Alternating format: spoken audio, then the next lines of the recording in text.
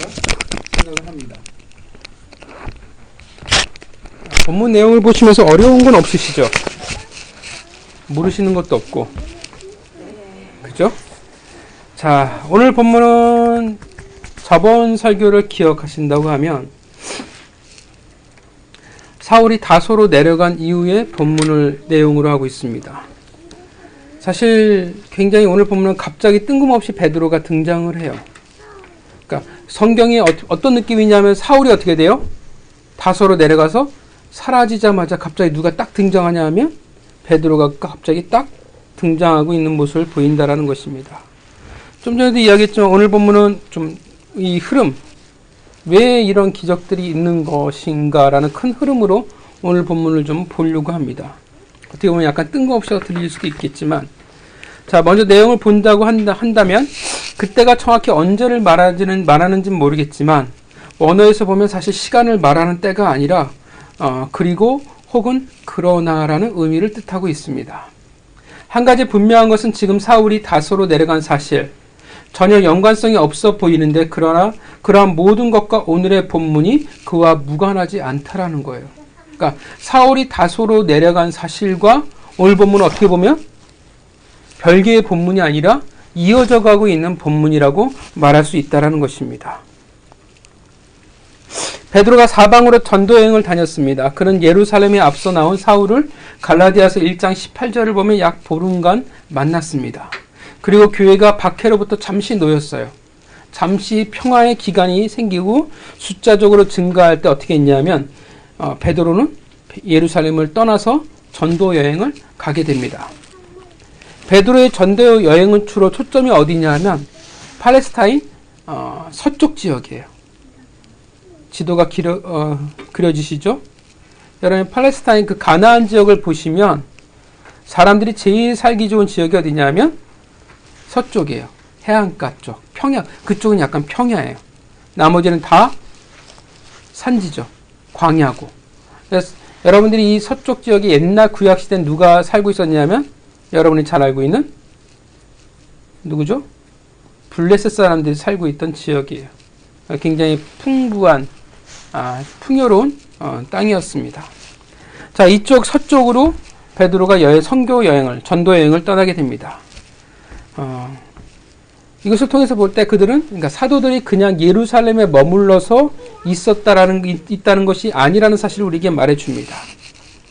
다만 제한적이에요. 베드로의 여행을 보면 완전히 이방인들을 향하여 그들이 나아가지는 않았다는 사실을 우리가 알 수 있습니다. 베드로는 요즘 말하는 흔히 얘기했던 순회 전도를 다니고 있습니다. 32절에 사방으로 두루 다니다가라는 그 말은 모든 지역을 관통하여, 즉 빠짐없이 철저하게 그가 전도 여행을 다녔다라는 것을 이야기해주고 있습니다. 그와 동시에 복음이 그의 발걸음을 통해서 계속 확산되어져 가고 있음을 말해주고 있습니다. 그러다가 베드로가 어디로 갔냐면 본문을 보면 어디로 갔다고 이야기합니까? 어디로 갔습니까? 그때에 룻다라는 지역으로 그가 가게 됩니다. 룻다는 구약에서 룻으로 기록되어져 있으며 베냐민 지파의 마을이었습니다. 이것은 애굽에서 바벨론으로 가는 대상의 길과 욥바에서 예루살렘으로 가는 길의 교차점에 위치해 있습니다. 그러니까 상당히 어떻게 돼요? 교통의 요충지였고 나중에 사마리아의 수도가 되어지는 곳이기도 합니다. 그곳에서 누구를 만나게 되냐면 누구를 만납니까? 에니아라는 사람을 만나게 됩니다. 헬라어로는 아이네마스, 즉 찬양하다라는 이름의 뜻을 가지고 있으며 그 당시 헬라 세계에서 아주 흔한 남성의 이름입니다. 이름 자체는 어떤 느낌이냐면 약간 여자 같은 이름인데 남자 이름이에요. 이를 통해서 그는 아마도 누구냐, 어떤 출신의 사람이냐라고 생각해 볼 수 있냐면 헬라파 유대인이라고 생각해 볼 수 있습니다. 신기한 것은 신약시대 보면 헬라파 유대인들이 굉장히 중요하게 나와요. 또 중요했던 헬라파 유대인들이 누가 있습니까? 잘 알고 있는 7지사가 헬라파 유대인들이에요. 이 헬라파 유대인들이 중요한 하나님의 통로가 되고 있다는 사실을, 즉 이들을 통해서 이방을 향해 지금 문이 열려져 가고 있다는 것을 알 수가 있습니다. 자, 이 애니아라는 사람은 아픈 사람이었죠. 그 병명이 뭐였냐면 중풍병자였습니다. 몇 년 동안 앓았어요? 8년 동안 중풍병자로 살아갔습니다. 중풍병자는 잘 아시지만 뇌혈관 장애죠. 걸리면 반신불수가 되고 몸을 제대로 움직일 수 없는 그러한 상태로 8년을 살아갔다라는 것. 정말 8년간 소망 없는 인생을 살아갔다라는 것을 우리가 알 수 있습니다. 그리고 도저히 이건 인간의 힘으로 고칠 수가 없잖아요. 특히 이 당시 의학으로 어떻게 할 수 없는. 그러나 베드로는 예수 그리스도의 이름으로 그 자리에 일어나게 명령했습니다. 마치 누구처럼 했냐 하면 예수 그리스도가 했던 것처럼 침상을 들고 일어나라. 그러자 사론에 있는 사람들이 다 그를 보고 주께로 돌아오는 일들이 일어나게 되었습니다. 본문을 보면 이 지역 사람들이 애니아를 다 보았다라고 말하는 것을 통해서 그가 치유된 후에 열심히 돌아다니며 전도 활동을 했다라는 사실을 우리가 생각해 볼 수 있습니다. 자, 그러던 중에 루다와 가까운 욥바라는 곳에서 두 사람이 찾아오게 됩니다. 욥바는 예루살렘에서 북서쪽으로 약 50km 떨어진 항구 도시예요. 지금도 이스라엘에서 되게 중요한 도시입니다. 솔로몬이 성전을 건축할 때 이 항구를 통해 두로왕 히람이 레바논에서 그 백향목을 들여왔고요. 요나가 하나님을 피해 도망칠 때도 배를 타기 위한 항구가 이 욥바였습니다. 왜 두 사람이 찾아왔습니까? 왜 베드로를 찾아왔어요? 병들어 죽게 돼서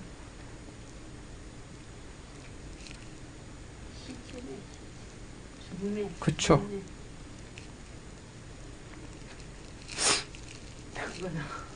오늘 복 많이 받으신 정은자매? 왜? 냐 하면 죽었기 때문에 그렇죠. 누가 죽었어요? 다비다. 또 다른 이름으로는 우리가 너무나 잘 아는 도르가. 도르가 성교회, 도르가 여전도회 이런 명칭이 되게 많죠. 익숙한 이름입니다. 한 여인의 죽음 때문에 두 사람이 찾아왔어요. 그러니까 병을 고쳐달라고 한 게 아니라 어떻게 돼요? 죽었으니까 살려달라고, 부활시켜달라고 지금 두 사람이 찾아온 거예요. 되게 황당한, 이 두 사람이 되게 어떻게 보면 대단한 믿음을 가진 거죠. 이 여인의 이름은 다비다라 하며 그리스도를 믿는 제자였습니다.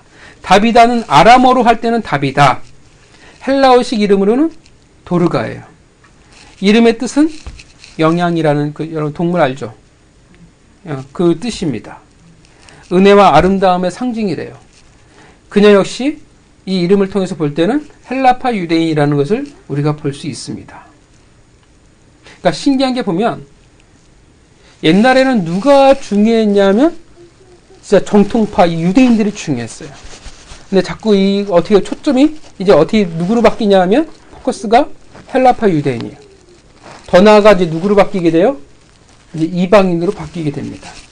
사람들이 왜 그녀를 찾아왔냐 하면 그녀의 죽음에서부터 되살려 달라고 찾아왔습니다. 왜 그들이 그렇게 간절히 그것을 원하냐 하면 도르가라는 그 여인의 삶이 남다르게 살았기 때문에 그렇습니다.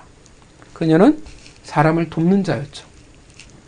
특히 과부들을 돕는 자였습니다. 39절을 보면 과부들을 위해서 속옷과 겉옷을 만들어 줬다라고 합니다. 이 당시에 그 옷이라는 개념은 오늘날의 옷의 개념과 가치와 달라요. 여러분들 예수님이 돌아가실 때 어떻게 돼요? 로마 병정들이 제비 뽑잖아요. 옷을. 오늘날 우리에게 옷이라는 것이 그렇게 큰 가치를 가지고 있지는 않지만 이 당시에 옷이라는 것은 굉장히 큰 가치를 가지고 있습니다. 그러니까 단지 옷을 지어줬어가 아니라 상당히 이거는 굉장히 많은 투자를 아낌없이 쏟아 부었다라는 사실을 우리가 생각해 볼 수가 있습니다. 또 이 도르가라는 여인이 아마 옷 만드는데 굉장한 은사가 있지 않았을까라는 생각도 가지게 됩니다. 그러니까 실질적인 도움을 주던 사람이에요.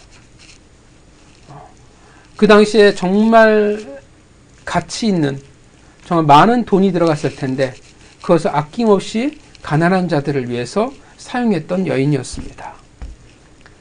아마도 그렇게 도르가가 그렇게 가난한 여인이었다고 생각하진 않아요. 그래서 그녀의 죽음이 너무나 안타까웠어요. 정말 많은 사랑을 나누어 주었던 사람이었기에 그렇게 많은 사랑을 받는 사람이었다라는 것을 우리가 생각해 볼 수 있습니다. 그러던 중 그들은 어떤 소식을 듣게 됐냐면 베드로의 소식을 듣게 됩니다. 그들은 알았을 거예요. 예수님의 제자니까. 예수 그리스도의 기적을 알았을 것이고, 더군다나 베드로 역시 어떻게 돼요? 기적을 베풀었다라는 사실을 그들이 알았을 것입니다. 그런 기대와 희망을 가지고 그들이 찾아옵니다. 루따 요빠의 거리는 16에서 18km예요. 그러니까 편도 어떻게 되냐? 4시간에서 5시간, 왕복으로는 9시간에서 10시간 정도면 하루에 왕복하기에 충분한 거리입니다. 그래서 그들은 베드로를 찾아갔습니다. 기대와 희망 그리고 믿음을 가지고 그들이 찾아갔습니다. 그들이 왜 믿음을 가지고 기다렸다는 것을 통해 무엇을 알 수 있냐면, 시신은 어디에 두었어요? 다락이죠. 원래 유대인들은 사람이 죽으면 어디에 보냅니까?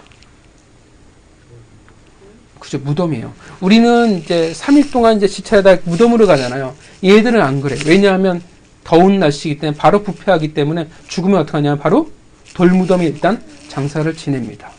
근데 어떻게 이 사람은 무덤으로 안 보냈어요. 다락에 뒀어요. 그 말은 어떤 의미예요, 지금? 그녀가 되살아날 것을 기대하고 믿고 베드로를 지금 기다리고 있다라는 의미가 되어집니다. 장례를 치르고 있지 않다라는 의미가 되어진다라는 거예요.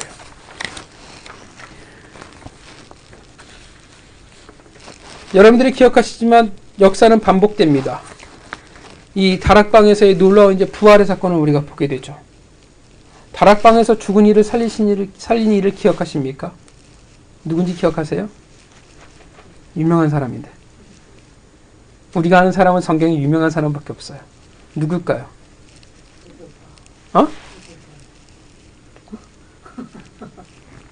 누굴까요? 아주 유명한 선지자입니다. 그치, 엘리야. 과부의 아들을 다락방에 올라가서 어떻게 해요? 그를 아들을 살리는 일이 동일하게 지금 반복돼서 보여집니다. 이제 베드로가 도착해 그들을 다 모두 내보내고 무릎 꿇고 기도합니다. 여기에서의 모습은 흡사 예수님이 행하셨던, 그러니까 베드로가 가만히 하는 걸 보면요, 예수님이 했던 것들을 그대로 따라해요. 오늘의 이 기적들은 보면 놀라운 모습들은 또 어떤 모습과 똑같냐 하면 회당장 야이로의 딸을 살려주셨던 그 모습과 동일합니다. 그가 예수님을 이렇게 똑같이 하는 이유는 뭘까요? 예수님이 하셨던 것처럼 똑같이 해야만 낫는다라고 생각했을까요? 아니겠죠. 베드로의 간절함이죠. 그 간절함이 어떻게 돼? 최선, 그가 내 능력은 아니니까. 예수님이 하셨던 그 모습을 최대한 따라가고자 했던 그 모습이, 간절함이 있을까 아닌가 싶습니다. 한편으로는 그렇기 때문에 보고 배우는 것이 참 중요하다고 생각해요. 제자들은 결국 누구와 똑같이 하고 있냐면 예수님하고 똑같이 해요. 우리는 무엇을 배우고 무엇을 따랐냐에 따라서 그것을 똑같이 우리는 되풀이하게 될 것입니다. 예수님은 과거에 뭐라고 회당장 야이로의 딸을 살리시면서 뭐라고 이야기했습니까? 일어나라. 그 유명한 말이죠. 원어로 달리다 쿰. 베드로가 말합니다. 다비다 쿰이에요. 곧 다비다는 눈을 떠서 베드로를 보고 일어나 앉게 됩니다. 이를 보고 요빠의 많은 사람들이 주님에 돌아오게 됩니다. 그리고 베드로는 묘하게도 자신의 이름과 똑같은 어떻게 돼요? 시몬의 집에 거하게 됩니다. 근데 시몬의 직장이 뭐예요? 직업이? 무두장이의 집에 거하게 됩니다. 이게 오늘 본문의 내용이에요. 이 본문 전체가 흐름이 지금 무엇을 우리에게 이야기해 주고 있을까요? 앞서 얘기했지만 여러분, 오늘 이 본문은요, 다소로 내려간 바울과 사울과 전혀 무관한 본문이 아니에요. 본문은 계속 어떻게 돼? 연결고리를 가지고 이어져 있다라고 표현하고 있어요. 근데 신기한 거는 사울은 본문에서 사라져버리고 베드로가 뜬금없이 등장하게 되고, 그런데 이 기적들이 딱 등장해서 어떻게 돼요? 멋있게 바울과는 달리 어떻게 돼요? 바울은 기적을 베푼 게 아무것도 없었어요. 그러다 맞아 죽을 뻔해서 도망쳤는데 베드로는 떡하니 등장해서 기적을 베풀고 가장 기적의 극일 것 같은 죽은 사람을 살리기까지 하고, 그런데 이것이 왜 사울과 연결이 되어질까요? 왜일까요? 근데 제가 뭘 얘기하는지는 아시겠죠? 자, 오늘 이 본문 전체가 보여주려고 하는 것은 베드로의 기적이 아니에요. 이 기적의 에피소드를 전도 여행을 다니면서 베드로가 이런 놀라운 일들을 행하였어라고 그것을 말하고자 하는 목적이 아니라는 거예요. 어떤 흐름, 움직임을 지금 보여주려고 하는 것입니다. 지금 당장 복음의 상황 우리에게 보여주고 있어요. 어떤 상황이에요? 본문을 보면 두 사람이 등장하죠. 베드로를 제외하고. 누구와 누구였습니까? 애니아와 다비다, 도르가라 불리는 여인이었어요. 이 두 사람 공통점이 있었죠. 공통점이 뭡니까? 모두 다 병들었다고 하면 공통점이 아니죠. 한 사람은 죽었는데 공통점이 뭐예요?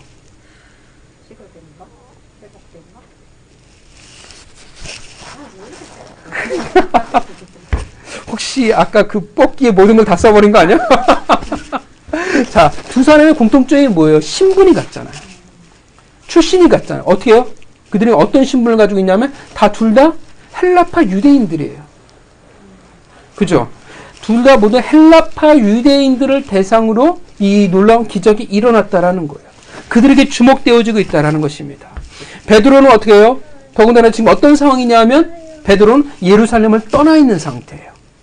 예루살렘을 떠나 있고요. 헬라파 유대인들을 만났어요.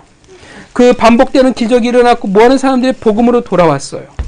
그 지역이 어디에서 했냐면 예루살렘이 아닌 팔레스타인 어떻게 돼요? 서부 지역부터 북쪽까지였어요.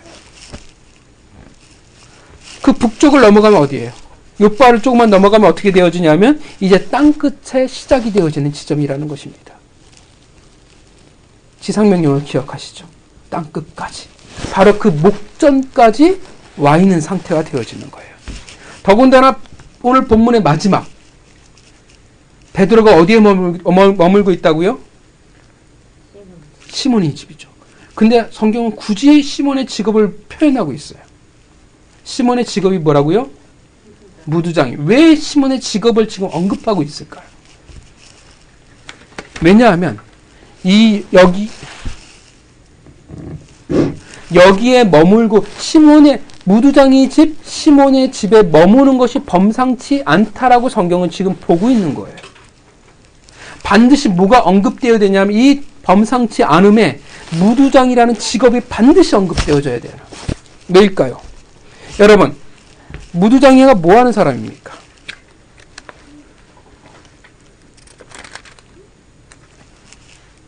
모르시나요? 무두장이 뭐 하는 사람이면 동물의 가죽을 무두질하는 사람이에요. 이 무두질이 뭐냐면 가죽을 그냥 벗겨서 쓸 수 있어요, 없어요? 못 써요. 사람이 쓸 수 있는 상태로 만드는 사람들을 무두질이라고 얘기하고 그걸 무두장이라고 얘기를 해요, 직업을. 그러니까 이 사람의 집은 당연히 이 무두장이 이 일을 하면 악취가 굉장히 심해요. 당연하겠죠. 그래서 사람들이 없는 외곽 지역에서 해야 되고 물이 많이 필요하고 그래서 아마도 도시 외곽에 있는 해안 지역에 아마 거주하고 있었을 거라 생각을 합니다. 근데 왜 특이하냐 하면 이 무두장이 이 피장이라 불리우는 이 직업, 무두장이 이 직업은 부정한 직업이기 때문에 그래요. 레위기 11장 24절 39절 이런 것은 너희를 부정하게 하나니 누구든지 이것들의 주검을 만지면 저녁까지 부정할 것이며 너희가 먹을 만한 짐승이 죽을 때 그 주검을 만지는 자는 저녁까지 부정할 것이며 그런데 어떻게 돼요? 이 모든 것에 해당하는 자가 누구예요? 바로 가죽을 손질하는 무두장이는 부정한 직업, 이 모든 것에 사유에 해당하는 사람이 직업군이 되어진다라는 것입니다. 그 말은 이 무두장이의 집은 어떻게 해요? 불결한 곳이에요. 유대인들이 보기에 어떻게 돼요? 부정한 곳이에요. 어떤 느낌인지 아시겠죠? 그런데 거기에 누가 거해요? 베드로가 거한, 유대인 베드로가 거한다라는 것입니다. 여러분 기억하시죠? 고넬료 집에서 꿈을 꾸죠. 하늘에서 막 부정한 짐승들이 내려오잖아요. 먹어 하는데 못 먹겠다고 얘기하잖아요. 못 먹겠다고 얘기하는데 사실 베드로는 지금 어디에서 머물고 있냐 하면 부정한 곳에 이미 머물고 있다라는 거예요. 베드로는 분명 완전히 유대적인 관습과 사고방식에 벗어난 사람은 아니에요. 그런데 지금 예루살렘을 떠나 머문 곳이 어디냐면 다른 곳에서도 머물렀을 거 아니에요. 굳이 그런데 이곳에서만 베드로가 어디에 머물렀다고 굳이 표현을 해놔요. 부정한 곳에 머물렀다고. 무엇을 보여주냐? 베드로가 몰랐을까요? 알았죠. 알았는데도 그가 머문 거예요. 베드로의 유대주의적 가치관, 사고 방식이 완전히 벗어난 것은 아니지만 그 부정이란 코드에서 어떻게 돼요? 이제 그 조금씩 이미 벗어나고 있는 상태라는 것을 이해하게 해주고 있다는 거예요. 경계선이 허물어져 가고 있어요. 그리고 기막히게 그 다음 10장의 본문이 뭐가 열리지냐면 베드로의 고넬료 집에서의 그 부정한 보자기에 쌓인 짐승들을 먹는 꿈을 꾸는 장면이 이어진다라는 거예요. 그러니까 다 어떻게 돼요? 지금 연결되어지고 있는 거예요. 베드로도 이미 어떤 상태냐면 완전히 고리다분한 그런 유대인이 아니라 이미 어느 정도 열려있는 상태라는 것을 우리에게 말해주고 있어요. 물론 넘어서지는 못했지만 이미 어떻게 돼요? 어느 정도 열려져 있죠. 그리고 누가 완전히 넘어가요? 바울이 넘어가게 되겠죠. 오늘 본문이 보여주고 있는 건 뭘까요? 앞서 제가 설명한 코드들이 뭘까요? 여러분, 복음의 모습인데 이제 복음이 무언가를 향해 달려가고 있냐면 뭔가 임박한 상태가 되어졌다라는 거예요. 아까 설명했던 게 뭐예요? 헬라파 유대인들, 가나안 서부 해안 지역들, 예루살렘을 떠난 그 가나안 서부 해안 지역들, 북쪽들, 하나님을 믿는 헬라파 사람들, 그리고 이 무두장이 이 집, 불결한 부정한 이 집, 뭔가 임박했다라는 거예요. 무엇이 임박했냐면 복음이 지금 요동치고 있다라는 거예요. 역동성을 가지고 이제 그 방향을 가지고 그들이 복음이 움직이고 있냐면 어디로 움직이고 있냐면 바로 부정한 땅을 향해서 복음이 움직여가고 있는 장면들을 보여주고 있어요. 땅끝을 향해 뭔가의 움직임이 어떻게 돼요? 사실 사도들이나 제자들이 뭐 특별히 한 것은 없는 것 같은데 이미 복음은 그렇게 역동치고 있다라는 것입니다. 준비되어져 가고 있다라는 거예요. 이제 복음이 땅끝으로 넘쳐 흘러가려고 하는 그 직전까지 어떻게 돼요? 차올랐다라는 것을 보여주고 있다라는 거예요. 뭔가 오늘 본문은 철저히 어떻게 돼요? 정통적인 유대인들의 이야기가 아니에요. 예루살렘도 없어요. 유대인도 없어요. 그들이 정결히 여기는 것도 없다라는 거예요. 철저히 유대인이라는 어떻게 그 틀에서 벗어난 이야기가 이루어지고 있다라는 것입니다. 이제 경계선에 와 있습니다. 조금만 더 나가면 이제 어떻게 돼요? 복음이 땅끝까지 이방인의 그 땅을 향해서 움직이게 될 것입니다. 바로 그 직전, 그 복음이 넘쳐나기 일보 직전의 모습을 이 베드로를 통해서 보여주고 있습니다. 앞으로의 본문의 흐름은 이제 어떻게 펼쳐져 나가자면 땅끝을 향하는 내용이 오늘 본문 이후로 급속하게 이제 본문이 흘러가게 될 것입니다. 오늘 본문은 분명 베드로를 통해 일어난 이야기입니다. 그러나 본문은 베드로를 향한 이야기가 아닙니다. 왜냐하면 아까 이야기했죠. 왜 사울이 다소로 내려간 것과 오늘 본문은 굳이 연결고리를 가지고 있는가? 왜 딱 끊어진 에피소드가 아니라 왜 이어진 것처럼 본문이 설명하고 있을까? 왜 그래요? 결국 땅끝은 베드로의 사명이 아니기 때문에 그래요. 장차 누구의 사명이에요? 사도 바울의 사명이기 때문에 다소로 내려간 사울과 오늘 본문이 어떻게 돼요? 계속 이어져 가고 있는 거예요. 신기한 것은 지금 하나님은 베드로를 통해 일하고 계시지만 지금 누구를 바라보고 일하고 계시냐 하면 이 베드로의 다음 주자인 바울을 바라보시면서 지금 일하고 있다는 것입니다. 오늘 본문은 어떤 상태예요? 여러분, 단체로 달리는 걸 뭐라고 그러지? 이어달리기 기억하시죠? 바톤을 넘겨봤잖아요. 오늘 본문이 어떤 상태예요? 이제는 바톤을 이어받기 직전의 상태라는 거예요. 여러분, 하나님이 왜 그 바울을 고향인 다소로 내려보냈을까요? 왜냐하면 그의 사명은 예루살렘이 아니었기 때문에 그래요. 예루살렘에 있을 필요가 없어요. 필요는 다 채웠어요. 사도들을 만나고 바나바를 통해서 어떻게 하냐? 그가 그리스도인이라는 것을 인정받았습니다. 그가 열심히 정말 유대인들과 어떻게 돼요? 논쟁함으로 말미암아 그들과 하나라는 사실, 동질감을 얻을 수 있었습니다. 근데 거기까지예요. 그가 예루살렘에서 있을 이유는 거기까지였습니다. 그의 사명은 땅끝이었기 때문에, 하나님이 그것을 위해 부르신 자였기 때문에 하나님은 그를 그의 고향 다소로 내려보내셨습니다. 다소는요, 가나안 지역에 속한 땅이 아니에요. 이미 그는 어디에 있는 거예요? 사울은 이미 땅끝에서 어떻게 돼요? 베드로가 바톤을 넘겨주기만을 기다리고 있는 상태라는 거예요. 베드로는 어떻게 돼요? 땅끝 그 직전까지만이에요. 요빠. 근데 그 너머 땅끝에는 누가 기다려요? 그 출발점에는 지금 바울이 기다리고 있다는 것입니다.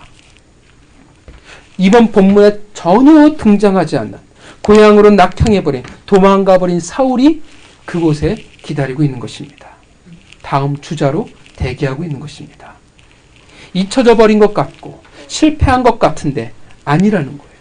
여전히 지금 베드로가 놀라운 권능과 능력을 행하고 있지만 거기 속에 이미 능력 가운데 잊혀져 버린 존재 같지만 아니라는 거예요. 보이지 않지만 오늘 본문은 이제 움직이고 준비시켜 나가고 있고, 누구를 기다리고 누구를 지금 기대하고 있냐면 사울을 기대하고 있다라는 거예요. 이 흐름, 이 바톤을 그대로 이어받을 준비된 자로서 사울을 기대하고 있다라는 것입니다. 그리고 그 기대와 흐름대로 바울은 이 바톤을 이어받아 달려가기 시작합니다. 오늘 본문에는 분명 보이지 않아요. 오늘 본문에 보이는 것은 베드로의 놀라운 권능이에요. 기적이에요. 죽은 자가 되살아나는데 무엇을 설명할 필요가 있겠습니까? 어떤 권능을 비교할 수 있겠습니까? 없는 것 같은데 아니라는 거예요. 보여지지 않는 것 같은데 그 보여지지 않음 속에 준비되어져 가고 있을 뿐이라는 것입니다. 오늘 본문의 모든 기적들은 다 한 방향이에요. 땅끝입니다. 하나님은 그렇게 일하시는 거예요. 예수를 통해 선포하신 그 지상명령을 쉬지 않으시고 성취해 나가고 계신다는 것입니다. 베드로가 알았을까요? 이 의미를? 몰랐겠죠. 사울이 알았을까요? 몰랐을 것입니다. 감사하게도 그냥 혼자 뚝딱 만들어가는 것이 아니라 그 위대한 사역에 지금 제자들을 초청하고 동참시키고 그 주자들로 삼아가고 계시는 것입니다. 그들을 지금 기다리시는 거예요. 그들을 준비시켜 놓고 기다리고 하십니다. 같이 일할 준비를 지금 하고 계시는 거예요. 사랑하는 성도 여러분, 오늘 본문을 보면요, 사울의 입장에서 생각해 본다면 보이지 않게 지칠 수도 있고 잊혀져 버린 것 같고 그래서 실패인가 싶기도 할 것입니다. 어쩌면 그 베드로의 놀라운 권능 앞에 내 자신이 정말 초라해 보일 수도 있을 것입니다. 그래서 지치고 낭망할 수 있을지도 모릅니다. 다소로 낙향한다는 것이 뭐가 즐겁겠습니까? 침묵은 아라비아에서의 3년이면 족하지 않을까 우리는 생각하지 않겠습니까? 진짜 본문에서 단 한 번도 사울이 언급되진 않아요. 누군가는 거침없이 살아가고 누군가는 술술 잘 풀려가고 누군가는 보여지는 인생을 살아가는데 나는 그렇지 않다라는 것이 우리에겐 쉽지 않은 아픔이요 가시입니다. 나는 걸어도 광야인데 여전히 오늘도 내일도 끝없이 걸어가야 하는데 사명이란 이름, 하나님의 꿈이라는 것이 거창해 보인다 할지 모르지만 여전히 보여지지 않는다는 것이 우리에게 쉽지 않는 것인데, 그런데 나와 달리 베드로에게는 뭔가 보여지고 뭔가 이루어지고 뭔가 파워풀한데 사울은 보여지지도 않고 이루어지지도 않고 조용하기만 할 뿐이라는 것입니다. 그래서 사울이 때로는 우리가 매우 초라해 보일 수 있습니다. 그러나 여러분, 오늘 본문의 모든 기적들, 베드로가 행한 그 모든 것들은 그 사역은 결국 누구를 향해 있어요? 사울을 향해 있는 거예요. 다음 주자인 사울에게 이어져 가기 위함일 뿐입니다. 보여지지 않는 그 속에서 하나님은 사울을 준비시켜 나갔습니다. 그가 준비되어진다면, 정확히는 하나님이 쓰실 준비가 되어지신다면 이 흐름은 누구의 것이 되어지냐면 이제 사울의 몫이 되어지는 것입니다. 물론 사울이 전혀 준비하지 않는다면 이야기가 좀 달라질 수는 있겠죠. 의미가 없을 수도 있습니다. 보여지지 않지만, 그 어떤 움직임도 없는 것 같지만, 하필 나만 이런 것 같지만, 마냥 하루하루를 살아가는 것 같지만 우리는 그냥 살아가는 존재가 아니라는 것입니다. 하나님은 기대하고 기다리시는 거예요. 그리고 하나님은 우리를 그 시간 동안 준비시켜 나간다라는 것입니다. 잘 되는 누군가, 혹은 보여지는 누군가, 혹은 능력 있는 누군가의 그 모습을 통해서 하나님 우리를 다뤄나가고 만들어가고 그 다음 주자로 준비시켜 나가고 계신다라는 것입니다. 믿으십니까? 그렇게 우리는 최선을 다하며 살아갈 뿐입니다. 세상은 기억할 수 없고 우리도 기억할지 못할지도 모르지만, 우리는 구장에 잊혀진 사울과 같은 존재일지 모르지만, 하나님은 사명을 가진 자를, 하나님의 꿈을 부여받은 자를 결코 잊지 않으시고 내버려 두시지 아니하시고 준비시켜 나가신다라는 것입니다. 다음 발걸음, 복음의 위대한 그 생명력을 이어받을 자로 하나님은 다듬어 나가고 계시는 것입니다. 이제는 다음 주자를 준비시키고 있는 것입니다. 그리고 그 시간을 충실히 우리가 보낼 때 우리는 그 다음 바톤을 이어받아 달려나가게 될 것입니다. 믿으십니까? 성도 여러분, 하나님의 꿈을, 사명을 믿으십니까? 하나님은 하나님의 꿈을 부여받은 자를 결코 잊지 않으십니다. 결코 내버려 두시지 않습니다. 다윗에게도 어떤 시간이 있었어요? 오랫동안 준비되어야 할 시간이 있었습니다. 모든 하나님의 사람들은 준비되어져 가는 시간들이 있었습니다. 여러분들이 잘 알고 있는 위대한 사사여 선지자였던 사무엘, 그 역시 어떻게 돼요? 오랜 기간 동안 하나님 앞에 본문에서 사라져버리고 하나님 앞에 준비되어져 가야 되는 시간들이 있었습니다. 잊혀져 간 게 아니라 준비되어져 가는 시간이었습니다. 없어져 버린 게 아니라 다음 주자로 달려가기 위한 실력을 키워나가는 시간이었습니다. 하나님의 사명을 위해 선택받은 모든 이들은 반드시 뭐가 있어요? 준비되어져 가는 시간이 있다라는 것입니다. 다음 주자로 준비되어져야 합니다. 그리고 하나님 역시 어떻게 하십니까? 쉬지 않으시고 보이는 것 보이지 않는 모든 곳에서 그 다음 주자를 위해서 지금 준비하고 계시는 것입니다. 오늘 본문이 그렇잖아요. 사울이 다음 바톤을 받을 것을 위해 지금 오늘 본문이 흘러가고 있다는 것입니다. 그가 달려갈 수 있는 환경과 수준을 지금 하나님이 만들어가고 계시는 것입니다. 낙향한 자가 아니에요. 그 시간을 충실히 준비된 자가, 살아가는 자가 이어받게 될 것을 지금 보여주고 계시는 것입니다. 우리는 보이지 않는다고 말할지 모릅니다. 혹은 우리는 아니라고 말할지도 모릅니다. 하나님의 사명과 꿈과 상관없는지 모릅니다. 하나님의 꿈이라는 것, 하나님의 일이라는 것은 결국 능력 많은 자가 해야 되는 것처럼 보일지도 모릅니다. 그래서 우리는 하루를 살아가는 것이 전부인 것처럼 보일 때도 많습니다. 그러나 우리가 기억해야 할 것은 그 오늘과 내일, 보여지지 않는 오늘의 삶을 통해서 달려갈 나를 준비시켜 나가시고 환경을 만들어가 나가고 우리를 뜀박질을 할 수 있는 주자로 만들어 나가고 계시는 것입니다. 무엇인지는 모르지만 하나님은 준비하고 계신다는 것입니다. 우리를 기대하고 계신다는 것입니다. 뭔지는 모르지만 나를 이끄시는 하나님이 우리에게 분명 계신다는 것입니다. 믿으십니까? 그리고 하나님의 꿈을 향한 그 다음 주자가 되기를 지금 기대하고 우리를 기다리고 계시는 것입니다. 2017년도 그리고 2018년도 하나님의 일하심은 여전히 다른 이들의 이야기처럼 보일지도 모릅니다. 그러나 하나님은 우리를 지금 준비시키고 계십니다. 왜냐하면 하나님 우리에게 사명과 꿈을 주셨고 우리는 그것을 포기하지 않았기 때문에 그렇습니다.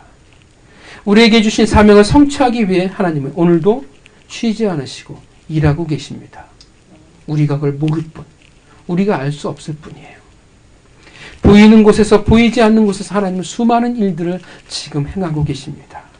하나님의 꿈, 그 사명을 이어받을 그 다음 사람들, 다음 주자들을 위해서 하나님은 일하고 계십니다. 이제 우리의 몫이 필요한 것입니다. 우리에게 무엇이 필요해요? 충실히 오늘 하루를 우리는 살아가야 합니다. 2018년도 어떤 한 해가 될지는 우리는 모릅니다.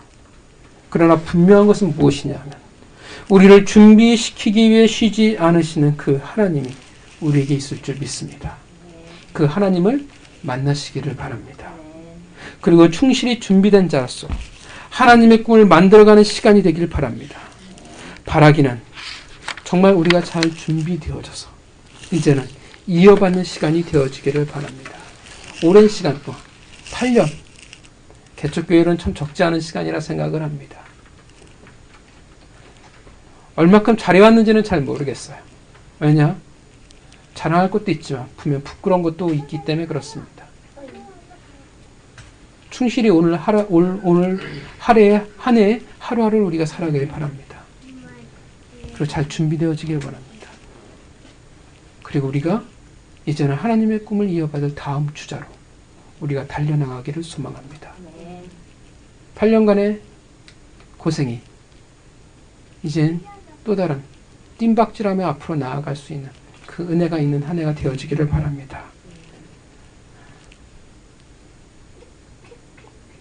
이 놀라운 은혜가 가득한 한 해가 되어지길 주님의 이름으로 축원합니다. 같이 기도하겠습니다.